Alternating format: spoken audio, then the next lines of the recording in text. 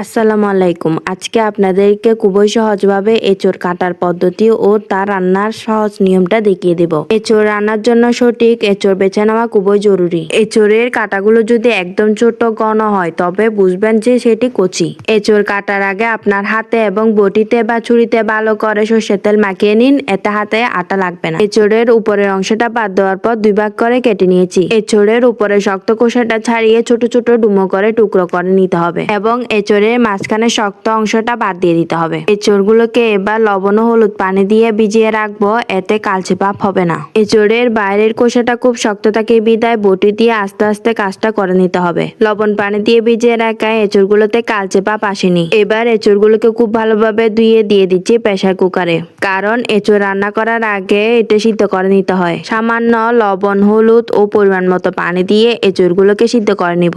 আপনি যদি আমার মতো প্রেসার কুকারে করেন তাহলে দুইটা সিটি দিলে যথেষ্ট। পেঁয়াজ, আদা, রসুন ব্লেন্ডারে ব্লেন্ড করে নিয়েছি। আর এঁচোড় রান্নার মধ্যে আলু দিব, তাই আলু কেটে নিয়েছি। টমেটো ও কাঁচামরিচ কুচি করে কেটে ব্লেন্ড করে নিয়েছি। একটা কড়াইয়ে পরিমাণ মতো তেল দিয়ে দিয়েছি দুইটা দালচিনি, দুটো তেজপাতা ও দুটো শুকনো মরিচ দিয়ে দিলাম। এবার খুব ভালো মতো মিশিয়ে নিতে হবে। তারপর এর মধ্যে আলু দিয়ে সুন্দর করে বাদামি করে ভেজে নিতে হবে। এখানে আমি দুইটা আলু ব্যবহার করেছি। সামান্য হলুদ ও লবণ দিয়ে আলুগুলোকে ভেজে তুলে নিব। লবণ ও হলুদ খুব ভালোভাবে মিশিয়ে নিয়ে আলুগুলো যখন ভেজে এসেছে তখন তুলে নিচ্ছি। 3 থেকে 4 মিনিটের মতো আলুগুলোকে ভেজে তুলে নিয়েছি। আলুগুলোকে ঠিক এরকম দেখাচ্ছে, এই অবস্থায় তুলে নিয়েছি। ওই একই তেলের মধ্যে পেঁয়াজ কুচি দিয়ে 2 চা চামচের মতো আদা রসুন বাটা দিলাম এবং আগে থেকে যে টমেটোর পেস্টটা তৈরি করে নিয়েছিলাম ওখান থেকে 3 থেকে 4 চা চামচের মতো দিয়ে দিয়েছি। এবার আদা রসুনের কাঁচা ভাবটা দূর করার জন্য আদা রসুন গুলোকে খুব ভালোভাবে কষিয়ে নিয়েছি। 1 চামচ লাল মরিচের গুঁড়ো, খুবই সামান্য পরিমাণে হলুদ দিয়ে দিলাম। হলুদ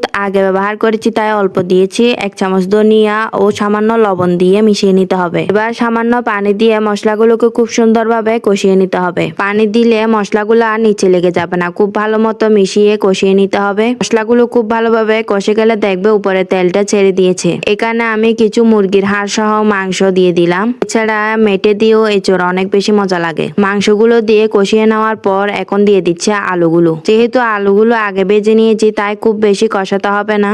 এখন দিয়ে দিচ্ছি আগে থেকে সিদ্ধ করে রাখা এঁচোড়গুলো। এঁচোড়গুলো প্রায় সিদ্ধ হয়ে গেছে। এখন শুধু একটু কষিয়ে মশলার সাথে রান্না হয়ে যাবে। এই পর্যায়ে মশলার সাথে খুব ভালো মতো এঁচোড়গুলোকে মিশিয়ে নিতে হবে। এবার দিয়ে দিচ্ছি 1 চা চামচ গরম মশলা। মশলা দিয়ে খুব ভালো মতো মিশিয়ে নেওয়ার পর পরিমাণ মতো পানি দিয়ে খুব ভালো মতো মিশিয়ে উপরে বরপাতা দিয়ে দিলাম। তারপর দেখুন আমার এঁচোড়ের রান্নাটা একদম কমপ্লিট।